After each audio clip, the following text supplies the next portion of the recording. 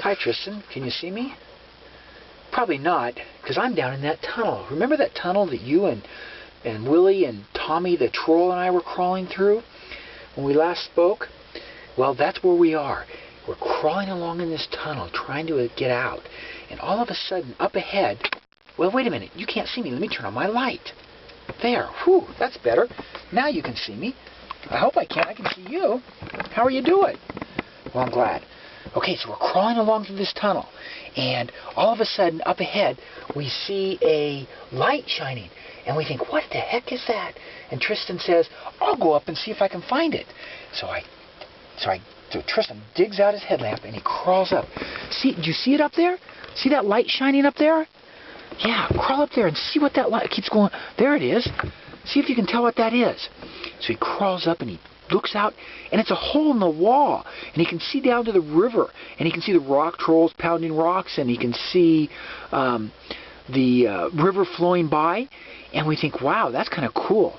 But then, all of a sudden, Tristan crawls back, and I notice that my feet are getting wet. What on earth could be getting my feet? And I turn around and look, and there's water filling up the tunnel that we're in. Uh-oh, this could be dangerous. We better get going.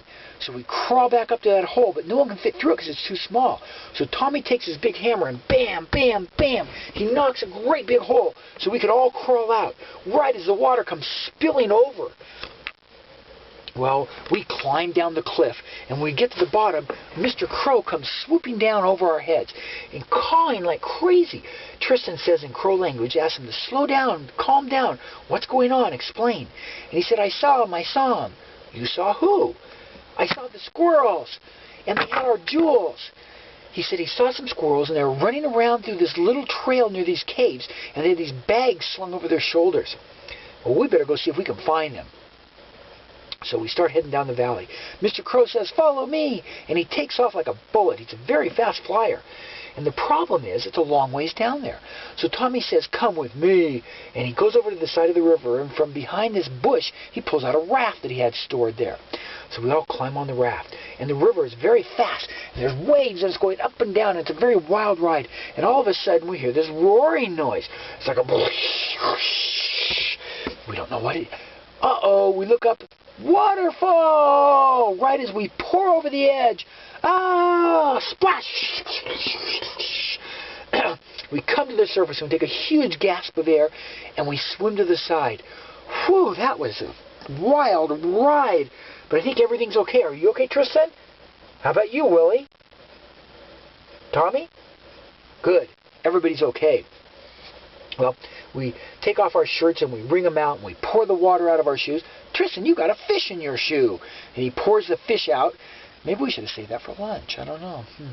In any event, Mr. Crow finds us and says, follow me, follow me. And he goes shooting down this trail through the jungle. And the problem is that it's easy for him to fly, but for us, the brush is really thick, and there's trees and there's vines, and we can't get through. Tristan says, that's okay. Look, right here. See, I brought my... Yeah, did you see that? I brought my machete. He pulled it out of his pack, and he whacked, and he cut a way through, chopping and chopping and chopping. It was a lot of hard work, but Tristan could do it. So he chopped his way through the jungle, and finally we got out to the other side. And there ahead of us, we saw some caves on the side of the rock wall. So we ran down between the two rocks and headed towards the caves. But right then we heard this noise, and we dove under a little cliff and we hid there. And a whole patrol of squirrels came chittering down the trail. I think they know that we're coming, and so they're on patrol looking for us. Well, we slowly crept out and came up to the first cave. And Tristan was the first to go in. And he took his headlamp out, and he spied this way, and he spied that way. And he looked down through the bottom of this little pool, and he saw a gem. It was one of the stones of the crows. And so he reached down in and he pulled it out and he put it in his pack. And he came back up and he found us, and he said, I found one, but there was only one. So we went down the trail a little farther, and Willy was next, because it was a very tiny little hole, only that big, and we couldn't get in it. So he crawled in and he searched the whole cave high and low, but he didn't find anything. So he came back out and we went down to the next one. And I said, I'll take the next one. So I crawled into the cave, but at the last minute I got stuck in the opening. I can't get in. What are you going to do, guys? So Tristan and Willy came up and they pushed until plop, I shot through the opening. I turned on my headlamp, and I looked here, and I looked. Hey, look! Do you guys see that crack in the wall right there? You see that crack? So I went up and I peered through, and I shone my light through it, and glistening on the other side, I could see something. So I ran back down and crawled to the opening, and I shouted through to Tristan and Willie and Tommy, and I said, I may have found them. I need some help. Tristan and Willie could get in, but Tommy was too big, so he took his hammer and bam, bam, he broke a big hole so he could come in. And we ran down to the crack in the wall, and we all shone our headlamps into the crack. Sure enough, we were positive that that's where the stones were. But the crack was too small for anyone to fit through. So Tommy, the troll, took out his big hammer again, and he busted a hole big enough for Tristan to fit through. And so Tristan put on his headlamp and his backpack, and he squeezed through the hole. It was a lot of hard work.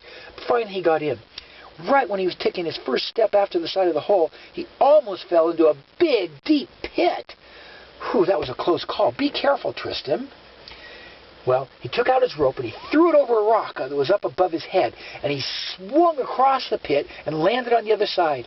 Sure enough, there were the stones. There were lots of stones. He loaded them all into his backpack, swung back across the hole in the floor, the big pit, and right at the last minute he jumped and he almost fell back into the hole, but I reached through and I grabbed his arm. Come on, Tristan! And I pulled him up.